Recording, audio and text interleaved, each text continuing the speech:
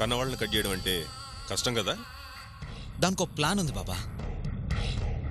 దాన్ని నువ్వు కరెక్ట్గా వర్కౌట్ చేసావు అనుకో, నాకు సావిత్రికి మధ్య రూట్ క్లియర్. నీకు తెలిసి ఊర్మిళను ఇంకెవరైనా హత్య చేసే అవకాశం ఉందా? నాకైతే ఎవరి మీద అటువంటి అనుమానం లేదు. ఆస్పత్రి దాకా వచ్చాం కదమ్మా. ఇందాక ఆ అబ్బాయి ఆ మాటన్న దగ్గర నుంచి నా మనసంతా ఒకలా ఉందమ్మా. ఓసారి ఆ శవాల గదిలో కూడా చూద్దామమ్మా.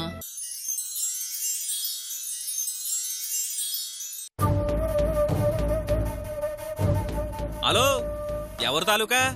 మొన్న రైలు కింద పడ్డా? నిన్న పురుగుల మందు తాగినోడా? పొద్దున కిరసనాయలు పోసుకున్న తాలూకానా? ఏ శవం తాలూకా? నా పేరు సావిత్రి. వీళ్ళ మనవరాలు కనిపించటం లేదు.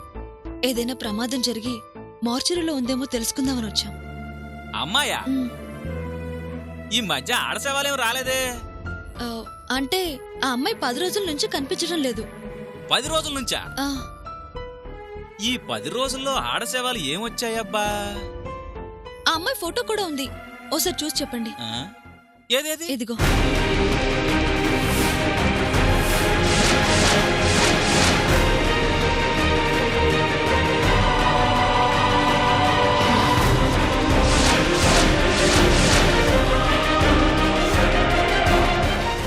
అసలు ఈ వయసు అమ్మాయి శవమే మా ఆసుపత్రికి రాలేదు. నిజంగానా? అబద్ధం చెప్పాల్సిన పనే ఉంది. నిజంగానే రాలేదు. భగవంతుడా. ఏం పెద్దమ్మా, ఇప్పుడు సంతోషమేగా? గుండెల్లో నుంచి పెద్ద భారం దిగిపోయినట్టుగా ఉందమ్మా. చెప్పానుగా, మీ మనవరాలికి ఏం కాదు. ఒకవేళ మీకు ఈ అమ్మాయి బయటెక్కడైనా కనిపిస్తే కొంచెం ఇవిడికి తెలియచేయండి. అట్టాగే బాబు, నేను మణికొండలో ఉన్న బస్టాండ్ దగ్గరే ఉంటాను. పక్కనే ఎస్టీడీ బూత్ ఉంది. ఆ బూత్కి ఫోన్ చేసి చెప్తే చాలు. Phone number photo వెనకుంది.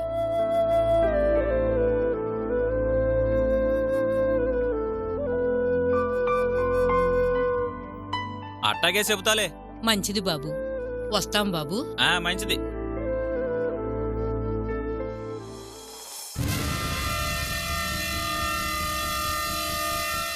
నమస్తే. ఇప్పుడే ఓ ముసల్ది సావిత్రి అనే అమ్మాయిని ఎంటబెట్టుకొచ్చింది. చచ్చిపోయిన ఆ పిల్ల ఈ ముసల్దాని మనవరాలంట.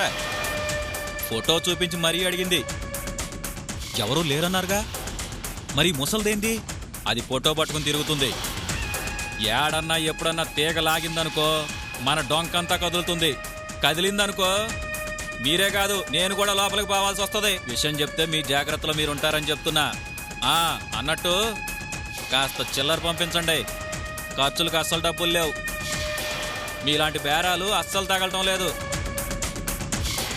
నా చెవిని పడగానే విషయం మీకు చెప్పాను. తర్వాత మీ ఇష్టం. నా చిల్లర విషయం మాత్రం మర్చిపోకండి. ఉంటాను.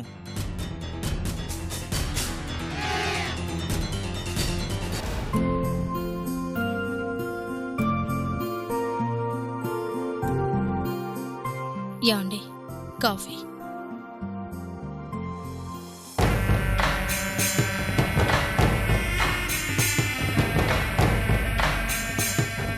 ఎవరు కావాలండి? నమస్కారం అండి, నా పేరు బాబా. మీతో ఒక విషయం మాట్లాడదామని వచ్చాను. రండి. నమస్కారం అండి. కూర్చోండి. జానకి, కాఫీ తీసురా. అలాగే. ఇప్పుడే వద్దండి. చెప్పండి, ఏ విషయం మాట్లాడదామని వచ్చారు? చంద్రశేఖర్ అని 6 నెలల క్రితం ఈ ఊర్లో డాక్టర్గా పనిచేశాడు. నేను తన ఫ్రెండ్ని. డాక్టర్ అంటే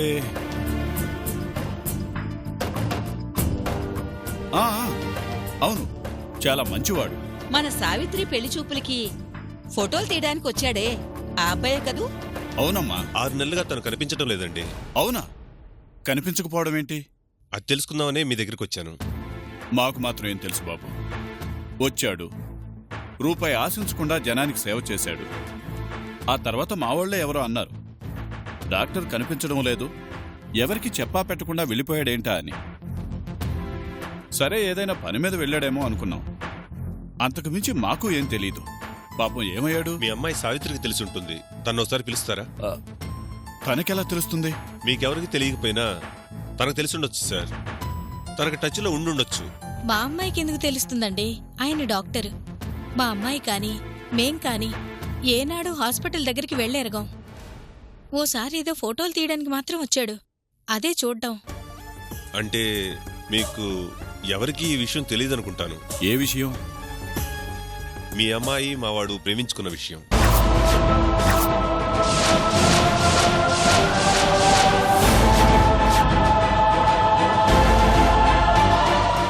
ఫోన్ చేసినప్పుడల్లా తన గురించే చెప్పేవాడు. అందుకే మీ అమ్మాయికి తప్పకుండా తెలిసుంటుంది. త్వరలో పెళ్లి చేసుకోబోతున్నాం అన్నాడు. ఒకవేళ పెళ్లి చేసుకుని ఇక్కడే ఉండిపోయాడేమో అనుకున్నాను. అదేమీ లేదని మీ ఊరు వచ్చాకే తెలిసింది. ఒక్కసారి మీ అమ్మాయిని పిలవండి. అది లేదు. ఎక్కడికి వెళ్ళిందండి? చచ్చిపోయింది. నా కూతురు ఒకప్పుడు ఉండేది. ఈ మధ్యనే మా దృష్టిలో అది చచ్చింది.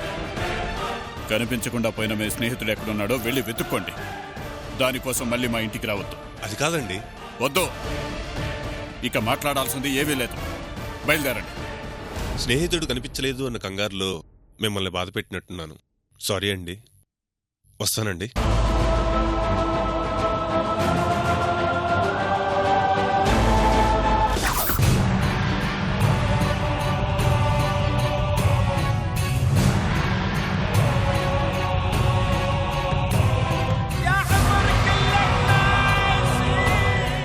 విన్నారుగా, చిన్నపిల్ల అమాయకురాలని వెనకేసుకొచ్చారు.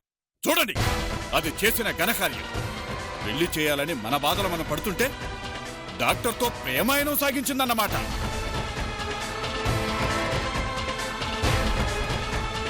అది అమాయకురాలు కాదే.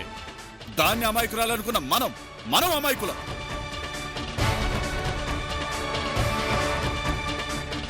అర్ధరాత్రి దాకా ఊరి మీద పడి తిరిగింది ఇందుకన్నమాట.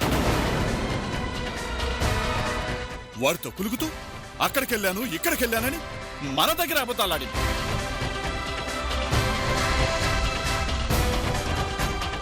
ఎలా కన్నావే అలాంటి కూతుర్ని? ఇంకోసారి దాన్ని వెనకేసుకొచ్చి మాట్లాడావా నేనేం చేస్తానో నాకే తెలియదు.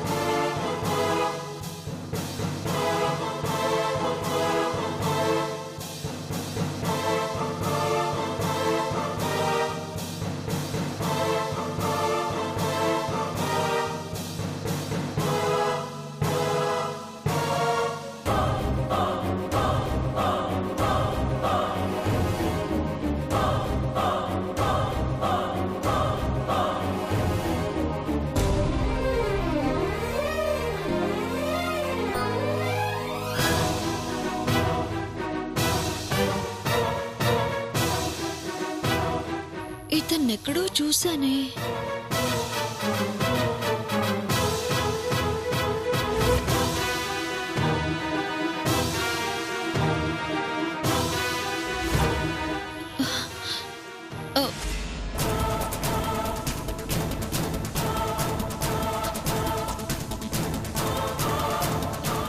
ఏయ్, ఆగు ఆగు ఒక నిమిషం. నిన్నే.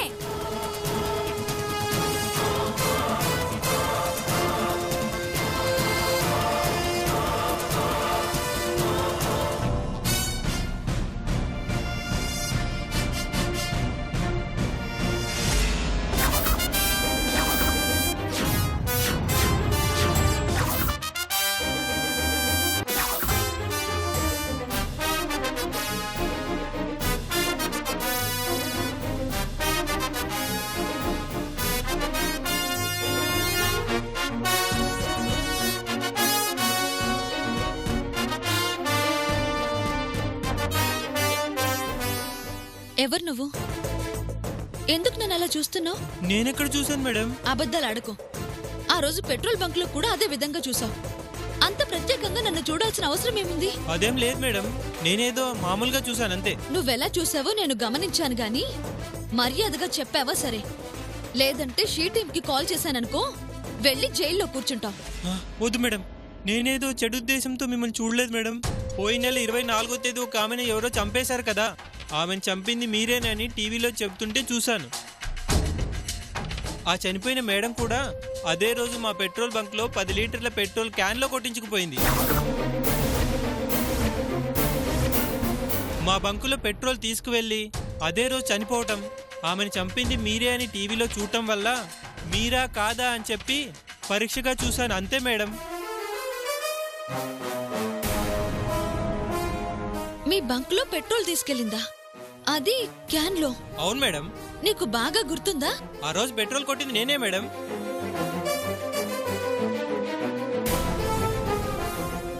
సరే నువ్వు వెళ్ళు.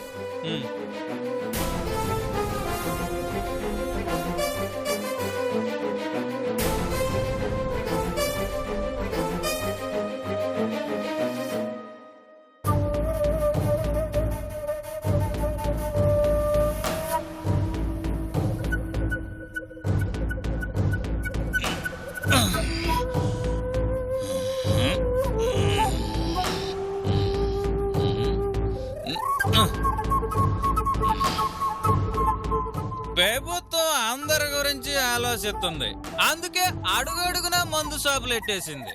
కానీ నా గురించి ఎవరు ఆలోచిస్తారు? నాకేమో ఊరి చివర శవాల గది కట్టేసి అందులో నన్ను ఎట్టేసి షాప్ ఏమో యాడో పెట్టారు. నా శవాలను వదిలేసి నేను ఎప్పుడు పోవాలా, ఎప్పుడు రావాలా? ఇది మాత్రం అన్యాయమయ్యా. రై, నీకోసం ఎక్కడ తిరగాలి? నేనెక్కడే పోతాను బాబు, నా శవాల మధ్యలోనే ఉంటా. మందు అయిపోయిందని తెచ్చుకుంటానికి పోతున్నా. డబ్బులు పంచమన్నా ఉంటగా? అడిగినప్పుడల్లా డబ్బులు ఇస్తారనే కదయ్యా ఆ రోజు అంత ఫోన్ చేసి పెట్టింది మీకు. డబ్బు ఇవ్వడానికి బాధ లేదు కానీ ముందు బండెక్కు.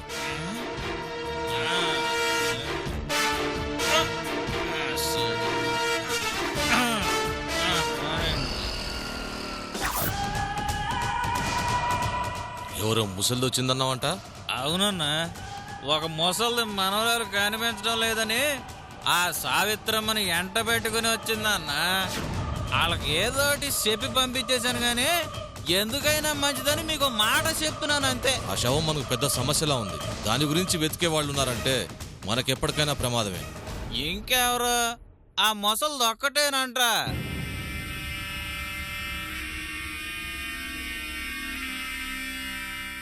ఆ ఒక్కటి కూడా లేకపోతే అర్థం కాలేదా? ఆ ముసల్దాన్ని కూడా లేపేసి నీ శవాల మధ్యలో శవాన్ని చేసేమన్నారు. సంపటం అంటే అది చేస్తే అడగటానికి ఇదొచ్చింది. దీన్ని వేశామనుకో అడిగేవాళ్ళు ఎవరుండరు.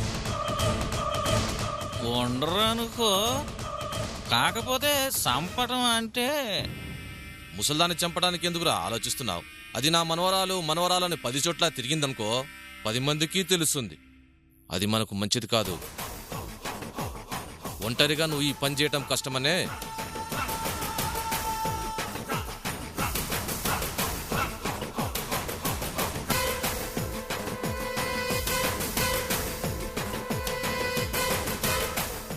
డబ్బుతో పాటు నీకిది తోడుగా పంపించారు.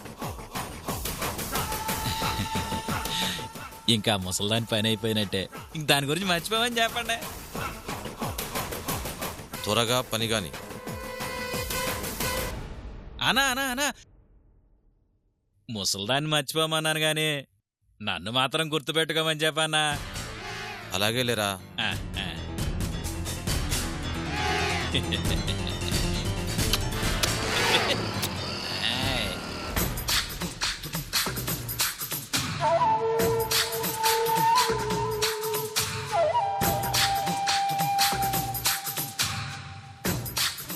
హాయ్ బాబా, కమాన్ కమాన్ కమాన్ కమాన్ కమాన్. ఏంటి పైన మబ్బు పట్టిన నీ చెయ్యి ఇంకా మందు పట్టినట్లేదు? మా ఆవిడ వచ్చిన దగ్గర నుంచి మన బ్యాచిలర్ లైఫ్ ఎండ్ అయిపోయింది. వైఫా? అదే బాబా, సావిత్రి. ఇప్పుడు సావిత్రి అప్పుడప్పుడు ఇంటికి వస్తుంది. తన ముందు మంచి బాలుళ్ళ కనిపించాలి అంటే పాత సెటప్ ఉండకూడదు కదా. అందుకే సిగరెట్స్ కూడా బయట కాలుస్తున్నాను. చూసావా ఎలా మారిపోతున్నావో? ఆడదాని మత్తులో పడితే మగవాడు మొదట కోల్పోయేది స్వేచ్ఛనే. అదే నీలాగనమాట. మనమేం కోల్పోలేదు మ్యాన్, నటిస్తున్నా. అవన్నీ తర్వాత. ఘంటసాల వెళ్ళిన పని ఏమైంది? నేను వెళ్ళాక ఏమవుతుంది? చెప్పింది చెప్పినట్టు నీట్గా ప్లాంట్ చేసి వచ్చాను. సావిత్రి వాళ్ళ నాన్న రియాక్షన్ ఏంటి? వాళ్ళకి నీ లవ్ విషయం ఫస్ట్ టైం తెలిసినట్టుంది. షాక్ అయ్యాడు. సావిత్రి పేరెత్తితేనే మామూలుగా మండిపడుతున్నాడు. మనం వెళ్ళి పెట్రోల్ పోసాం కదా, ఇంకా డౌటే లేదు. నాకు తెలిసి సావిత్రికి తన ఇంటితో కనెక్షన్ పూర్తిగా కట్ అయినట్టే. అటువైపు నుంచి సావిత్రికి ఎలాంటి సపోర్ట్ ఉండదు.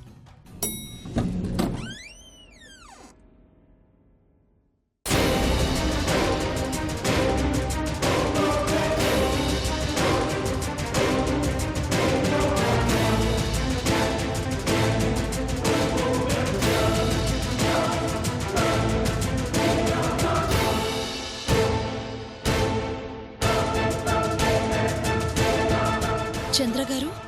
ఓ సావిత్రి, వచ్చేంతసేపు అయింది? ఇప్పుడే వచ్చాను. అవునా? నీ గురించి ఆలోచిస్తున్నాను, ఇంతలో నువ్వు వచ్చేసావు. Coffee, tea? ఆహా, అవేమొద్దు. పెట్రోల్ బంక్లో పెట్రోల్ కొట్టిస్తుంటే నాకొక విషయం తెలిసింది. ఏంటి? ఊర్మిళ చనిపోయిన రోజు అదే పెట్రోల్ బంకులో 10 లీటర్ల పెట్రోల్ క్యాన్లో తీసుకెళ్ళిందట. అవునా? 10 లీటర్ల పెట్రోల్ క్యాన్లో తీసుకెళ్లాల్సిన అవసరం తనకేముంది? అదే అర్థం కావటం లేదు. నెక్స్ట్ రోజు ఏదైనా పెట్రోల్ బంక్ బంద్ ఉండి ముందు జాగ్రత్తగా తీసుకెళ్లిందా అనుకోవడానికి ఆ రోజు నైట్ తను ముంబై వెళ్ళటానికి ఫ్లైట్ టికెట్స్ బుక్ చేసుకుంది కదా. అది నిజమే. మరి పెట్రోల్తో పనేంటి? సత్యాన్ని చంపుతాను అంది కాబట్టి ఆ పెట్రోల్తో సత్యం మీద అటాక్ చేద్దామని ప్లాన్ చేస్తే అది రివర్స్ అయ్యి సత్యానే ఆ పెట్రోల్ పోసి ఊర్మిళని తగలబెట్టేసుంటాడా? లేదు, ఆయన ఊర్మిళని చంపలేదు. హత్య చేసిన వాళ్ళు ఎవరైనా చేయలేదని చెప్తారు. ఆవేశం తప్పు చేయిస్తుంది.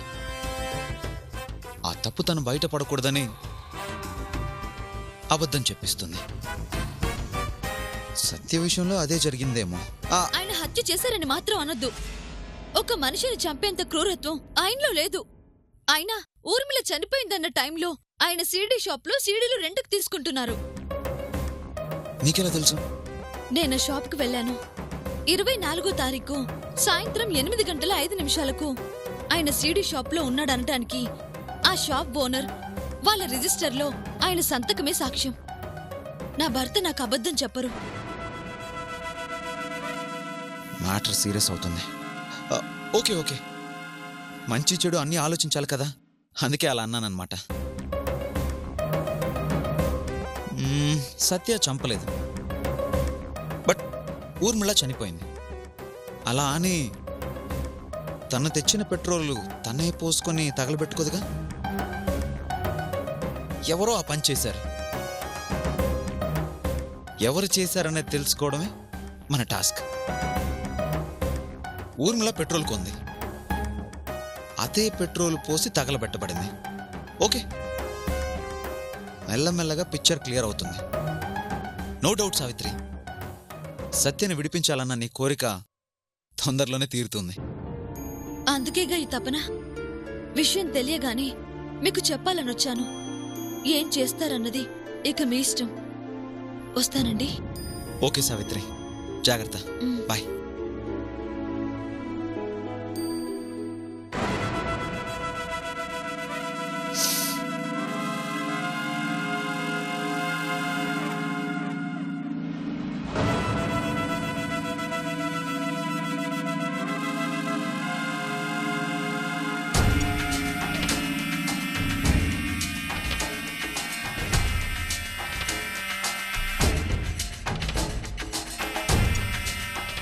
సావిత్రి విషయంలో నువ్వు నీ టైం చాలా వేస్ట్ చేసుకుంటున్నట్టున్నావు. ఏ? తన భర్తను విడిపించుకోవడానికి పోలీసు వాళ్ళకన్నా తనే బాగా ఇన్వెస్టిగేషన్ చేస్తుంది. తన పట్టుదల చూస్తుంటే సాక్ష్యాధారాలను సంపాదించి త్వరలోనే తన భర్తని బయటికి తీసుకొచ్చేలా ఉంది. నెగిటివ్గా మాట్లాడద్దాం. సావిత్రి నాకు దక్కదన్న ఆలోచన నీ మైండ్లో వచ్చినా, నీ నోటంటొచ్చినా నర్రికేస్తాను.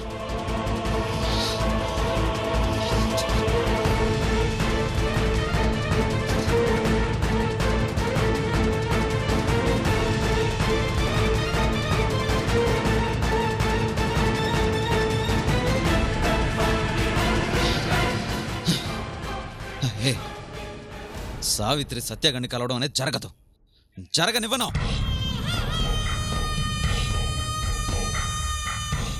అందుకు ముందు మనం చేయాల్సిందే సావిత్రి స్పీడ్ తగ్గించడం.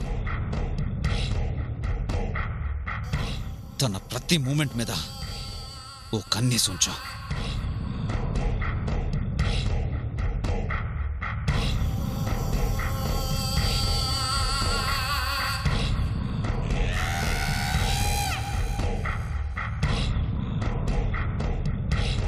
మీ మనవరాలు కనిపించకపోవడానికి, మీ మీద హత్య ప్రయత్నం జరగడానికి ఏదో సంబంధం ఉంది పెద్దమ్మ. అదేంటో తెలిసే వరకు మీరు బయట ఉండటం మంచిది కాదు. నా దగ్గరే ఉండండి.